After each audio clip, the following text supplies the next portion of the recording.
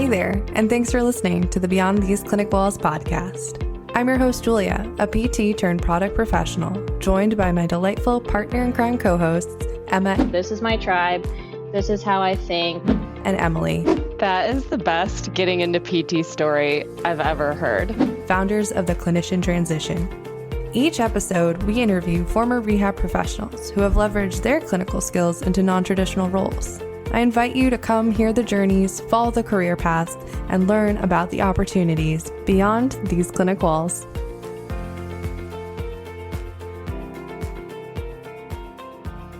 On today's episode of Beyond These Clinic Walls, we are joined by Amy Lafko, founder of Karen Consulting Solutions.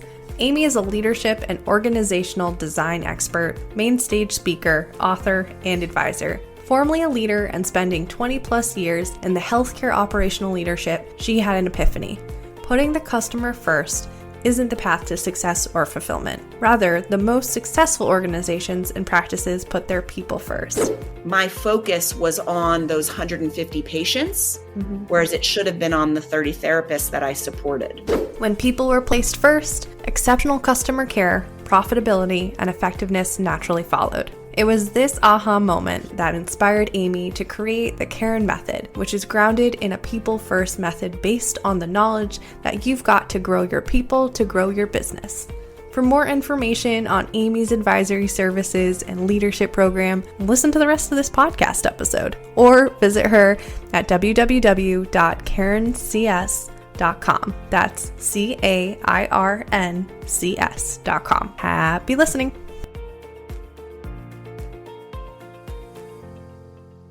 Welcome to Beyond These Clinic Walls. It's lovely to have you here. Thank you so much. I am really, really excited to be here.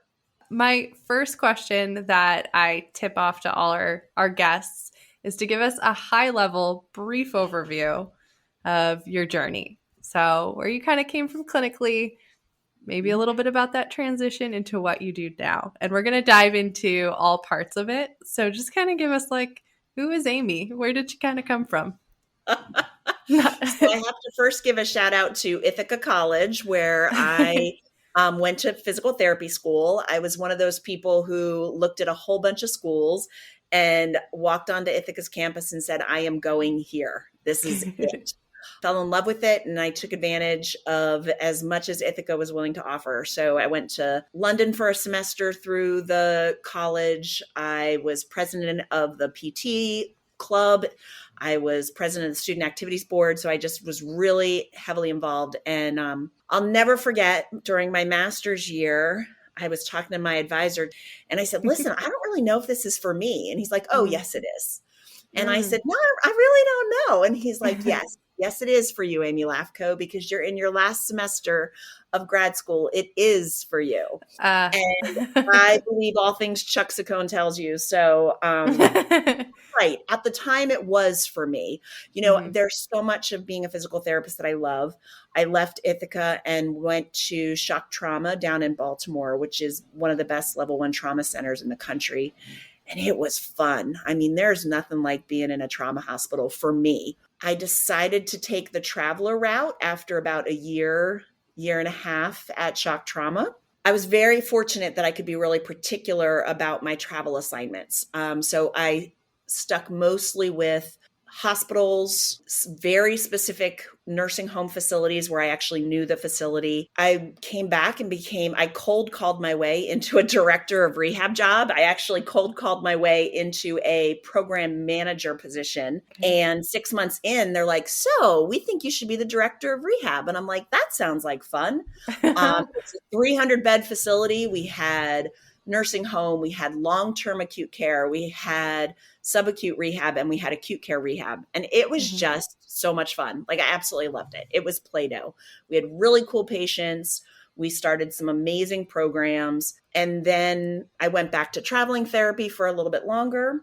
Next up was, Jules, you were asking me about travel. So I was in Antarctica, and I was on this 18-day cruise in Antarctica. And I looked at all these people and I said, how do they have real jobs? Like, maybe I should get a real job. And so I ended up going back into operations. I became a director of rehab at a level 1 trauma hospital in Pennsylvania, stayed there, finished up my career in operations and in healthcare in urgent care. That was in 2018 was my launch date of my new career, which is owning my business. That was a long-winded version. I'm so sorry. No, that was pretty good. That hit the high one. Sometimes we have some guests that go way deep and they're like, well, I was born. It was a dark and stormy day. And we're like, woo. All right. So you nailed it on the head. That was awesome. I'm curious, when going back to grad school, when you first had that hint of saying this might not be for me, did those same thoughts, were they reinforced when you got into clinical care and then into your operations job and throughout, or did they kind of change throughout? That is a really great question, because for me, part of the reason that it wasn't sitting well was our program had a lot of outpatient focus, and that was not my interest. I wanted to work in acute rehab. I knew I wanted to work with neuro patients. I knew I wanted to work in acute rehab. And so all of the focus on outpatient was just not my thing. And gosh, then we had to take that class with little tiny people. And I don't like children. I mean, they're lovely, but I don't want to do patient care with them. So it was timing where it was like we were focused on outpatient. We were focusing on pediatrics, none of which were my areas of interest when it came to rehab. And so when I left school, I thought, I'm going to go to a hospital, get some medical PT background, and then go get a real job in an acute rehab hospital. And it turned out I loved acute care. Like, I love the pace. I love the intensity. I mean, the moments you get to have with patients in the intensive care unit when you get to help them see that, you know what, sitting on the side of the bed is the first step to your rehab process and getting you back to a position of health. I loved it. So I think that's where it came from. It was more the outpatient side than therapy overall. Knowing you for now 9 minutes and 19 seconds, I feel like I can see that you're really that thrill seeker that thrives under intense moments. Did you know that going into what you were doing, or was that something you discovered about your personality along the way? It's something that I discovered about my personality. And, you know, the other benefit of acute care, and this I say as a slightly jaded therapist at this point, but one of the things I loved was, you know, you go in, you meet somebody, you have a high impact moment, and then you go, bye, I hope we never see you again. Whereas in outpatient, you know, my gosh, they're there forever. And so for me, it was being able to like have that spark moment, have something meaningful happen, get that person on their path, and then help them move to that next level. And that I really loved, you know. But I mean, even back in the day, I'll never forget, I was in the Ithaca's orientation video, and they said, you know, I love that you were everywhere on campus. You're like, I was in the pamphlets, I was in the video, I was giving tours. I love it. Yeah, they did this like, you know, video about like how great Ithaca is. And they're like, well, so what do you want to do? And I said, well, I'm going to be the president of the American Physical Therapy Association. So interestingly, even in that video, I wasn't like, well, I'm going to go do patient care forever. Yeah. And so are you going to be a president of the APCA? No, I am not. I'd love to help them perfect their work, and I'd love to be a consultant and advisor for them, but not actually be their president or CEO. What are some of the career moments that changed your way of thinking from that mindset to what you do now? I think the biggest change was realizing I wanted to have a different type of impact than one-on-one. You know, when I did one-on-one patient care, I loved that interaction and that moment, but I felt like there was more ways that I could serve than just at that individual patient level. Interestingly, this led to my biggest failure as a leader, but at the same time, it became the turning point for what I do now. You know, when I became the director of rehab at a hospital, what I would tell people as, oh, they're like, well, don't you miss therapy? And I said, well, now instead of being able to see 8 or 10 patients in a day, I add value to 150 patients a day. And that's actually part of my downfall when I worked in acute care, because as the director, my focus was on those 150 patients, whereas it should have been on the 30 therapists that I supported. And so that was the first pivot that made me think about, where do I actually have the ability to create the biggest impact? And it is that person or people in front of me. Yeah. And that's not always the patient. You bring up so many great points in that, Amy, too. And honestly, that was one of the reasons why I was motivated to look, and literally the title of this podcast is Beyond These Clinic Walls, because I was able to influence one-on-one. I was an outpatient, but being able to work, I work in a product role right now. I'm able to influence so many more patients. It's not as direct, but I know that the products that I'm putting out there help the providers reach so many other patients that it's pretty cool to see your skills being used tenfold and not necessarily just on that one-on-one. That's what I love when I do a workshop. My goal is to be really present and be intentional with the people I'm with, which was what I needed to do as a clinician. You couldn't be in acute care having all of the bells and whistles go off, all of the hubbub around you. You had to be able to shut that out for both you and your patient. And so now if I'm doing a workshop, whether it's 5, 40, or 100, I need to be able to shut things out and focus just on those people in front of me. And if I do good work in that moment, they'll leave and do good work that spreads beyond what I was able to do with one of them at a time.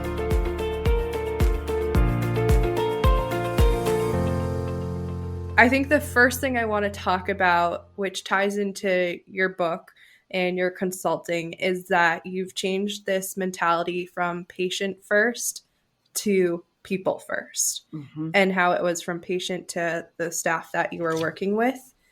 I think in our profession, we're taught patient first, and it's kind of drilled into us from the very start of grad school.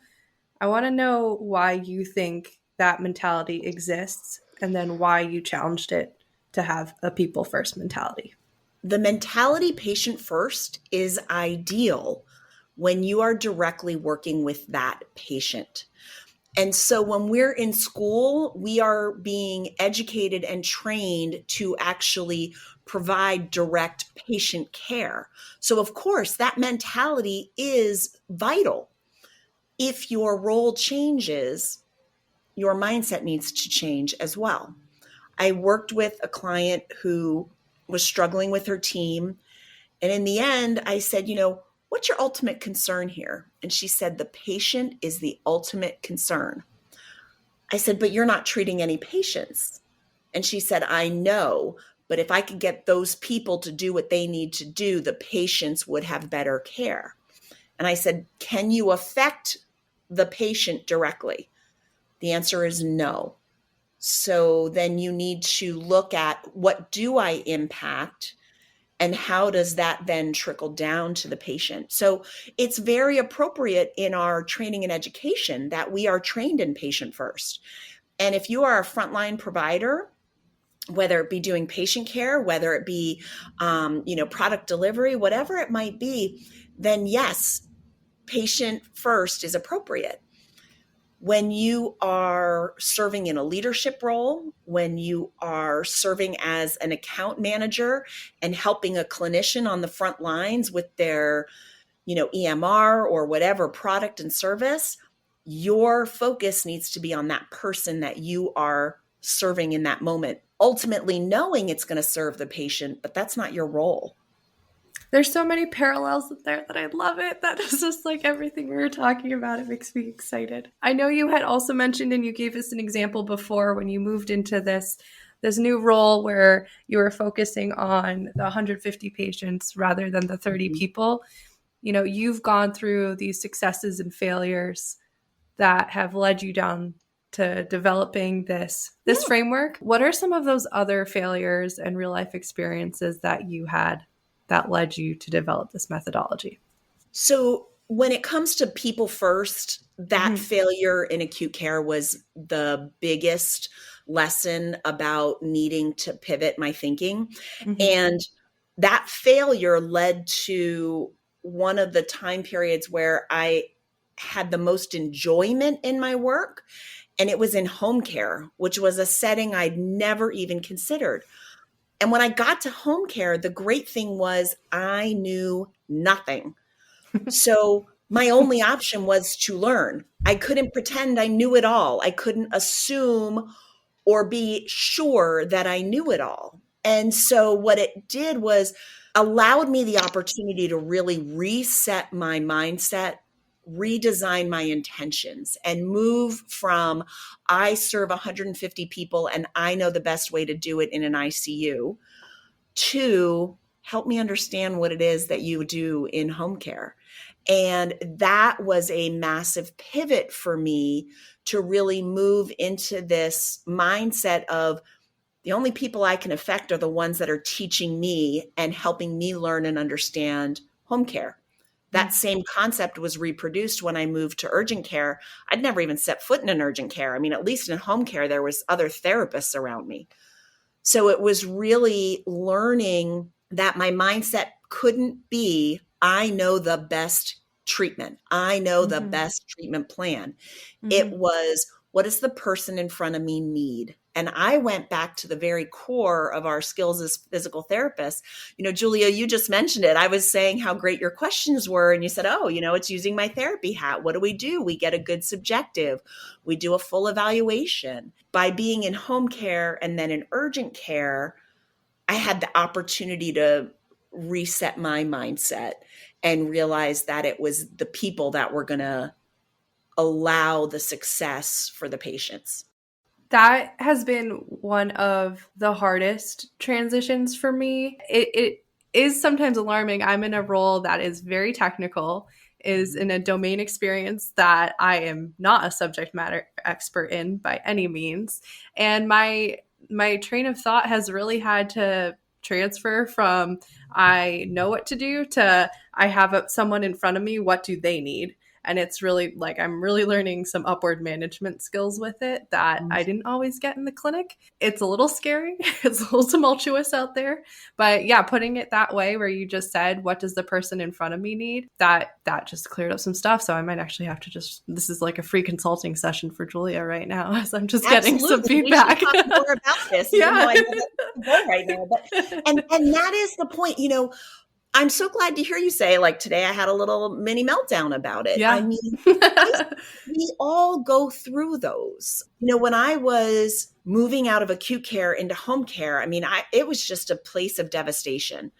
Whereas when I moved from home care into urgent care, there was trepidation. There were bad days, but I knew it was in the right direction. And with my consulting company, I mean, there are more anxiety-ridden days than I would like to imagine. You know, the first time I performed my new Keynote in front of an audience, I was like, is this going to land? All of those things, there's moments of anxiety with them. Yeah. And sometimes we need help from other people to say, okay, let's keep this all in perspective.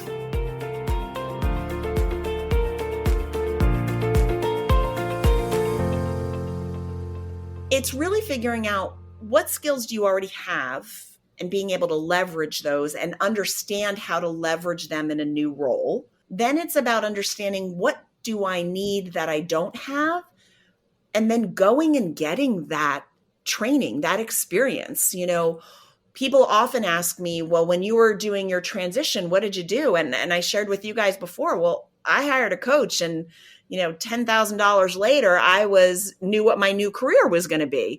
But it's not something that magically appears.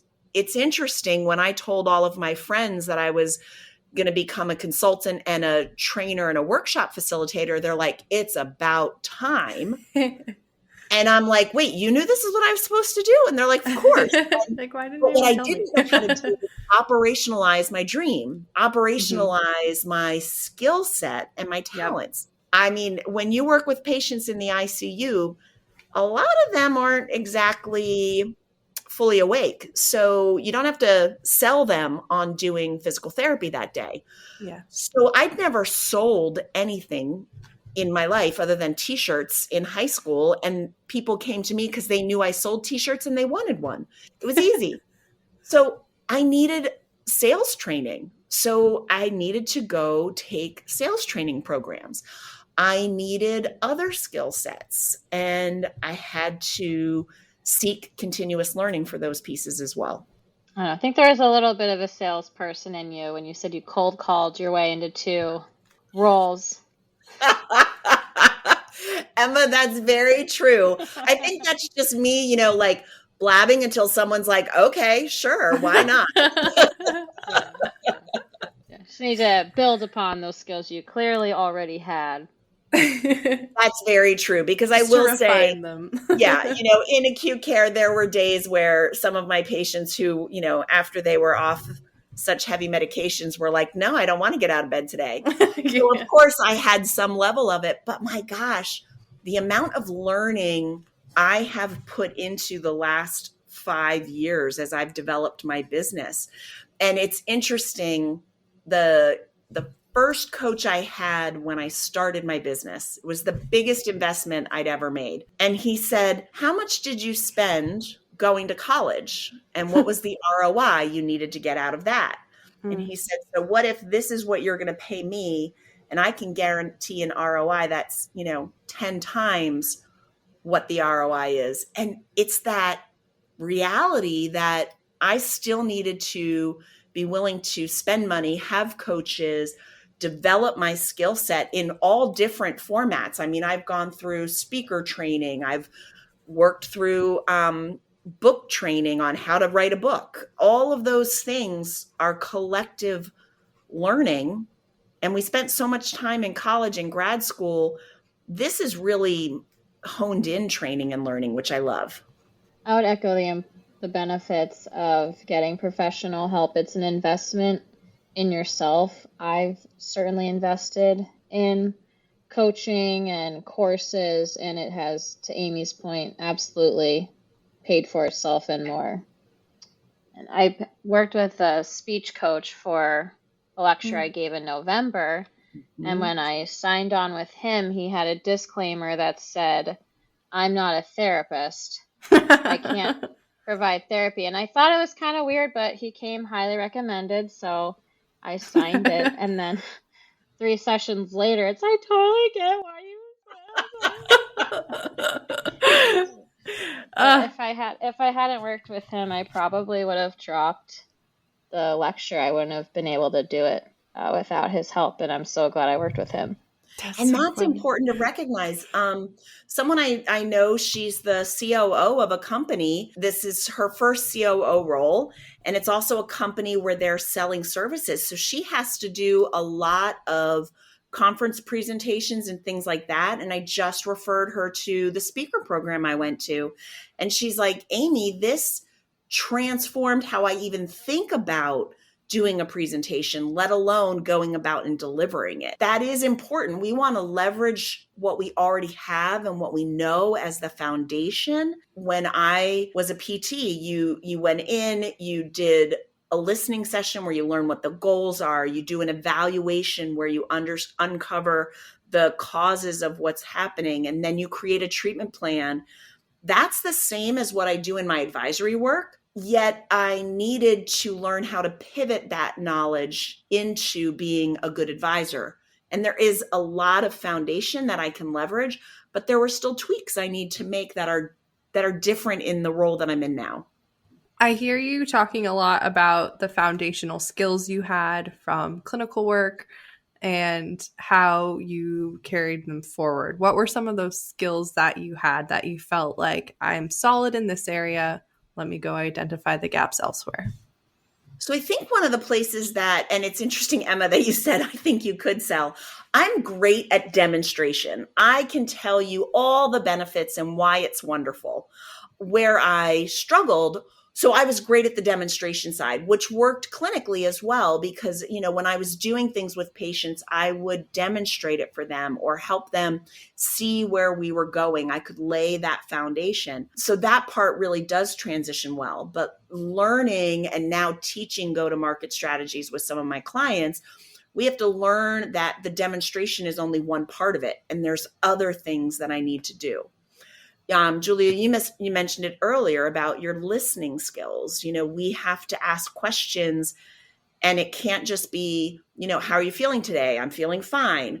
Well, why are you here? Because my shoulder hurts. Okay, tell me more. We need to uncover what's actually happening. And then we also need to use our clinical skill set to run through different scenarios to figure out what the actual root cause is. And that's what I have to do now when I do advisory work. It's, okay, let's dig a little deeper as opposed to staying on the surface of what they think is going on. Because oftentimes what a company thinks is going on is not actually what the challenge is. Hey, Clinic Wallers. Isn't Amy spectacular? I bet you're thinking, gosh, I wish I could work with Amy in a workshop setting. My goodness, you're a mind reader because Amy is running a workshop series. She's going to work with you to identify and leverage your natural talents to help you land a dream job and determine the roadmap to get you there. But don't let me spoil it. Here's Amy. She's going to tell you more. Don't you want to find a job that enriches you, engages you, and allows you to do your best work? One of the ways that we can do this is by understanding our natural strengths, our natural talents, our communication preferences, our individual why, what motivates us. And in addition to understanding what technical skills we have or need to develop, it also is important to understand the soft skills. This is the stuff that people used to think as soft, meaning it wasn't as important, but it actually drives success in our work today. Join me for a workshop that I've got coming up to help move you beyond the clinic walls. And if you've already made that jump, help you succeed beyond the clinic walls. Well, listeners, you heard Amy. Let's get you moving beyond these clinic walls. Head to our bio, follow the link, and sign up now for Amy's series. And enjoy the rest of this conversation with Amy Lafko.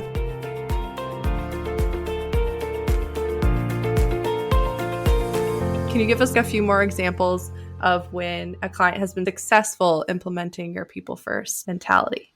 It's really cool when you see the light bulb moment. So some of my clients have that people first idea, and they know that they want to support and serve their team, but they're weighed down by finance. They're weighed down by process, profit, insurance, whatever it is. And so it's hard to put into practice. And I think that's my goal, is to take CEOs, to take companies, to take leaders who on a theoretical level understand people first, believe in it, but don't know how to operationalize it from the standpoint of, okay, I know I want to be people first. Does that mean that I just have to let my staff do whatever they want? Holy crow, it does not. Because guess what? Everybody wants off on Fridays. And that's not possible if you're going to be open on Friday. So what I love is the moment where someone realizes, I can hold someone accountable to do the work that they're supposed to do. And I can do it in a way that is people first. So the accountability framework that I teach, everything about it is from that framework of setting your people up for success. And that transition allows leaders to honor this idea of people first in a real world, practical way that actually means both parties get what they need. You know, I remember during the beginning of COVID, one of my clients called and said, Amy, I don't know what we're going to do. Like, I think we're going to have to furlough staff, and I want to be people first. So how do I do that and furlough the staff? Like, that seems very incongruent. And I said, the way that you do it is the fact that you're honoring the belief that you want to do right by people. And so that comes from being really transparent in your conversations. That means being open and honest about what is happening. And that is about sharing what's working, what's not working, and getting input from the team. So that was a very real world practical example of, okay, we're actually letting staff go. How do I do that in a people first way? On the flip side of that, I'm sure a lot of our listeners are in the TCT and following this Beyond These Clinic Walls podcast because they're working for a place that isn't, or they don't feel is putting people first.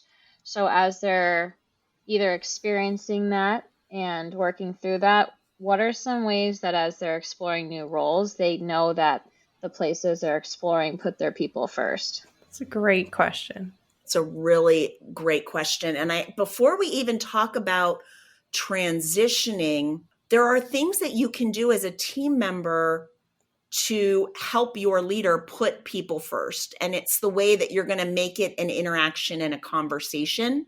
And it's showing that I'm showing up and wanting to put in as much, and this is what I need from you. You know, I've had people say, well, the reason I'm looking at leaving clinical care is because of X, Y, or Z. And I said, but do you still love clinical care and that's what you want to do? Well, it is. Okay, then it's either about finding a place where you can say, these are my needs, and they're going to say, these are our needs. And do those needs match up? You know, I met a PT, worked for a large California health system. He lived in Vietnam 3 months, and then he would go back to California, and then he'd come back again. Turns out he job shared with a guy who loved to surf and ski. And so they each worked 3 months on, or 3 months they were off, so that over the course of the year, they both worked 6 months, but they split it. So sometimes it's actually just asking and saying, can we explore this? You know, when I worked in acute care as the director, someone came to me and said, listen, I'd really like to work 4/10s. And I said, I'm not great at math. If you can figure out a way to get all of our days covered doing 4/10s, that's awesome. And she came back to me and she said, I found someone who's going to do a split schedule with me. And I said, awesome. So that person came with an idea and said, here's what I want. And I said, here's what I need. And we said, okay, let's figure it out. But if you're looking to make that transition and you want to know, does a company put their people first? One of the things I always look for is the job description. Do they start with, here's what we need you to do? Or do they start with, here's what you get when you work with us? I want them to be thinking about not what they need from me, but what I get for working there. So even in a job description, I can look for a couple of those pieces. Then what I want to focus on during the interview process is actually understanding, you know, when you've had a team member who's had a change in circumstances, how have you worked with them when they've needed something to be adapted? You might talk to them about what are their core values. You know, it's interesting on the flip side, I ask people to tell me how they see their role fitting into the mission statement. I'd want to come into an interview knowing what my core values are and what motivates me, and being able to ask questions to confirm that we have the same core values. And I don't just mean the same words, but if one of their core values is respect, I'm going to say, how do you make sure that you demonstrate respect every day as an organization? You know, it's that kind of stuff. You get to ask those questions during the interview, and then just walk around and say hello to everybody and see what they do. If they don't smile, at the very least, might not be your place. If you're transitioning out of patient care, some things that you want to start to look at during that interview process is really getting from the person interviewing you how they see your baseline skills applying to the new role. Because we want it not to feel like a surprise that, hey, I'm transitioning from this type of work into this type of work. Okay, well, let's see what those skills are. Or how do, you know, I'd love a question like, how do you see what you're doing now translating to what you're going to be doing with our company? And if they don't ask it, ask them in reverse. how do you see my core skill set as a clinician transitioning and transferring to this new role? Hopefully the answer will be, well, why don't you tell me what your thoughts are? But if they don't, then tell them how you think it's going to transition, and then say, what support do you think I'm going to need based on the way I'm positioning this? That is really good. That gives you so much insight and lets you kind of control the discussion of what information you're giving to them. So that's like a triple threat of some questioning right there. And you want to be transparent. I'm great at what I'm doing now. I'm looking to pivot. Here's what I think can transfer from what I do now to the future. Do you see it the same way, business owner or supervisor? To whom it may concern. Exactly. Do you see it the same way? And what support do you think I'm going to need in order to make that transition? And how can you help me with that? I think the other thing that's important for people to think about is there are people for whom there's comfort in what they're doing now, and they're just not feeling it from the organization or the company that they're working with. I don't want people to feel like their only option is to give up on clinical care and say it's not the same, it's not going to work, blah, blah, blah. There's good reasons to stay in clinical care if you love it, but then you also need to realize when it's time to go. I will say that when I left healthcare operations, I was actually doing really good leadership. We were running a really good department. So it wasn't that I was desperate to get away. It was, I knew I wanted something different. And so I think that's so important, is to recognize, am I running towards something or am I running away from it? And in the book with People First, I spend a lot of time talking about your mindset as a people first leader. And that's really what your mindset needs to be when you go into a transition, when you go into a new role. It's about being curious. It's about being open to being a beginner again. It's about leveraging what you have and running towards something, not just running away from something else.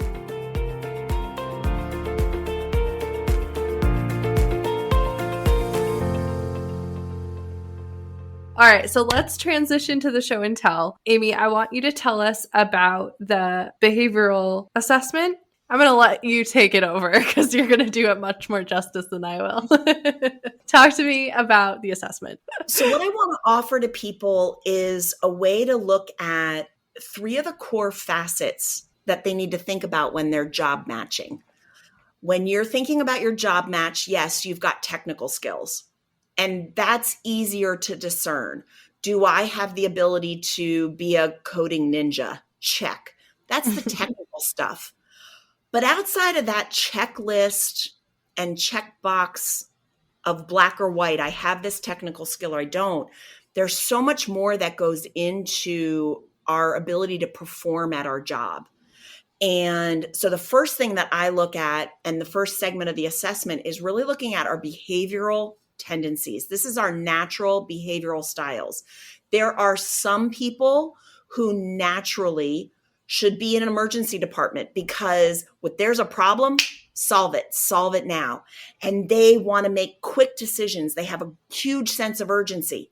And then there's someone else whose first thought when there's a problem is, well, let's wait it out and maybe it'll go away. Or they might say, I want more details and I want to understand the problem, and then I'm going to calculate out different options for solutions. Those 2 styles are very different, and they're going to match different jobs. I actually use this with community college students who are figuring out what field of healthcare they want to go into. Because like I said, if someone has a high sense of urgency, go work in the ED or be a paramedic. But if you have a low sense of urgency and you want deep connections with people, go work in hospice. So what we want to do is figure out, what are my natural strengths? Am I outgoing or am I more reserved? Am I someone who likes to be precise and detailed? Maybe I want to be in compliance and quality. Or am I someone who doesn't notice the details? Then chart audits is probably not my best route. So what do I want to leverage in my next career? And before you can decide what you want to leverage, you have to have really good clarity around what your natural tendencies bring. It's about the value you can bring to an organization. My value is that I can brainstorm up new ideas all the time. My value is that I will follow a strong leader for the right cause. My value is that I'm a great listener. My value is that I am exacting and detail oriented. You need to know those pieces before you can pick a new career opportunity. So the first part of the assessment is really looking at what are my behavioral strengths and also my behavioral limitations. Where might I not be as successful, and figuring those two pieces out. Once I've got that aspect, then I want to figure out what really motivates me. Am I excited at the opportunity to continuously learn? Am I motivated to get out of bed every day by continuous learning? Maybe I want to go into research. Am I motivated to go with my gut? Then research probably isn't the right direction. So what motivates me? And that also applies to companies as well. I work with one company where they motivate people with straight up reward and recognition. And they had this one colleague and they're like, Amy, we're going to lose her. She's so important to the team, but we're going to lose her. So we just threw a whole bunch of money at her. I said, she's not going to stay for money. And they said, well, everybody will stay for money. I said, no, they won't all stay for money. They're like, well, what if we double the money? I'm like, she's not going to stay for that either. She wanted to be part of a team, a really cohesive team. She was motivated when she cared about her leader because her leader cared about her. So no matter how much they threw at her, she was eventually still going to leave. So don't you want to know that before you start with a new company? What am I actually motivated by? And do they offer that? And the last thing is, as opposed to the technical, can I code, technical skills, we got to look at our soft skills. And that's things like our ability to be creative and innovative, our current level of ability when it comes to futuristic thinking, our current level of ability when it comes to being in a leadership role, appreciating others, project management. A lot of times on the TCT Slack channel, I'll see, I'm looking for human resources or I'm looking for project management. Well, let's see if you have the soft skills that role requires. If you don't have those soft skills, you can go get them. You can go to training, you can go to development and learn how to do those different activities. So when you go into making a decision about what kind of career you want, here's my strengths and here's my limitations. Here's what I can leverage and bring as value to an organization and value to a job. Here's how I'm going to be motivated to stay at that job. And here's the soft skills I have. Here's the soft skills I need. And then you go get them. And now you're a triple threat when you go into that interview. Well, so to summarize kind of another way of thinking of that, I like how you brought up the Slack. I'm looking at the channels now, and a great example is customer success. That has probably 200% more people in it than every other channel. Mm-hmm. And then people will reach out and ask us about customer success, and we'll say, well, why do you want to do customer success? And they'll list off things that a customer success manager would do in their role. So it is a great idea before you dedicate all of these times and resources. Do what is best for you from a technical and soft skill and motivational standpoint versus, oh, well, everyone else is doing customer success. I'm just going to do that. Yeah. And I see that as a huge difference. And even within customer success, different companies define it differently. And so you want to get clear, am I customer success in a call center?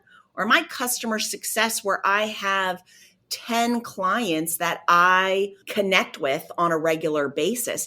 They require different skill sets, and they're also going to motivate different people. And they also require different behavioral characteristics. If you're going to be a success manager and have 10 clients that you're going to go deep with, that's going to require a different type of style than someone who says, well, let's just change and do things differently every day. And that's why it's so important. Because actually, on the flip side, when I'm working with clients and we're job matching, I have people take the assessments and we can say, this is how they're going to line up to the ideal candidate for that role. I want you to know what roles you're ideally suited for before you start going down that path too far. So if someone's listening to this and they're interested in pursuing this, how would they do that? In order to help facilitate this, I wanted to offer Beyond These Clinical Walls and the TCT a special program where I would provide the assessment tools for both behavioral style, motivations, and soft skills. And then what I'm going to do is lead a workshop that's 3 parts where we look at what your natural strengths are, how to leverage them, what types of roles might be easiest for you to move into. Then we're going to look at how you want to look at a company to see if they're going to motivate you in ways that you want to be motivated. And then we're going to help you identify the soft skills I have compared to the soft skills the role lists, and how do I find where I need to go next to develop soft skills. I hate the idea of someone applying for a job because it's something different than they're doing now. But in reality, they're a square peg trying to shove themselves into a round hole because they just want to do something different. And the Slack channel shows that customer service is the route that's hot right now. Wouldn't it be better to find a job where you can slot into it really easily and you can feel confident and comfortable because you're using all of your strengths? That's what job matching really should be.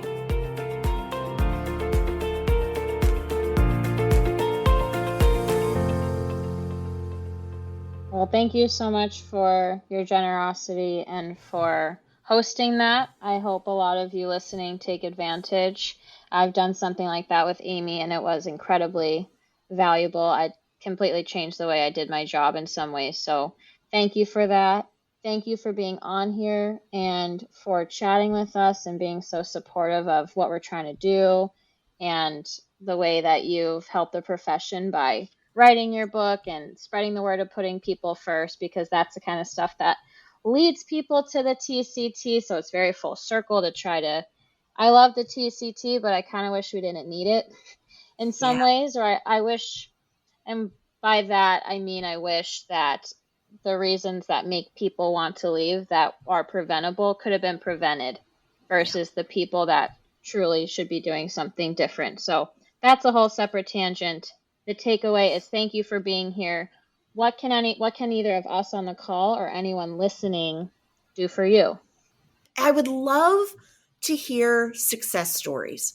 So something that people can do is, if you're in a leadership role or thinking about being in a leadership role, join my newsletter and come to some of my free webinars, because it's great when we can share stories. So, I run a free webinar series and we look at different leadership topics, and we're going to spend the next couple months diving a lot into teams. And I'd love to hear a story about what's working for you with your team. I want to hear that this is the challenge I've had and here's how I've overcome it. Or, Emma, I would love to hear more about how using the assessments changed some of how you did work. Like, what was that? Tell me more. The main takeaway is I am in sales and I'm trying to sell people a new EMR. And what I used to do is I'm sure, I don't know if someone else selling EMRs is listening to this, but what I used to do is tell everyone how different our product was, and how if you do this, this is going to change, this is going to change, this is going to change, and it's so much better, and it's all this change. And then Amy pointed out that I think it was about 80% of therapists fall into a personality category where they don't like change and they don't like risk. And it made me think, oh, maybe I should also highlight things that will stay the same or complement what you're doing today. And really, the whole company kind of does that a little bit with certain things where we highlight what stays the same versus just really focusing on what's going to change, because that was kind of freaking people out a little bit. That's a great example. And The wonderful thing is it's simply a moment of awareness that you can then leverage. And so in this workshop series, my goal is to help you heighten awareness of your natural talents, of what drives you to do what you do, and what skills you need. And so, Jules, when you were talking about, wanting to find something that felt really good for you, and when I think about wanting to be successful, it comes with awareness. There are thousands of other job opportunities out there. And so you need to be able to find the ones that make the most sense for you. And that first step is awareness. What am I really great at? Because that also helps us cut down on imposter syndrome. I know I'm not great at this technical skill right now, but I have the capacity to learn that. But if I know that I'm great at planning and details, then I want to find a job, a career that needs those skills, because some of them can't be taught. And some of those are my natural preferences that I get excited about. Wouldn't it be cool to have that awareness so that you can find the match for you? Beautiful. I want to end it on that note because that was really good. But Amy, thank you so much for being on the show. There are so many gems in this episode that I think it's really going to bring a lot to our listeners. And I mean, I have a bunch of takeaways. I was going to go listen to the recording right now and just have a few takeaways. So thank you for being here. I really appreciate it. Well, I am so grateful for the opportunity. And, if people want more, like I said, join my newsletter. I offer free webinars. There's all sorts of ways that we can connect. Awesome. Thank you. Thank you. Thanks to everyone for listening to this episode of Beyond These Clinic Walls podcast. As always, be sure to follow us on LinkedIn and Instagram at Beyond These Clinic Walls for all the latest updates and episode releases. Make sure to join the Clinician Transition group on LinkedIn and Slack to be part of the networking community for like-minded rehab professionals. Questions, comments, concerns, or do you know someone who might make an excellent guest on our next show? Reach out to us at beyondtheseclinicwalls@gmail.com. And as always, thanks so much for listening.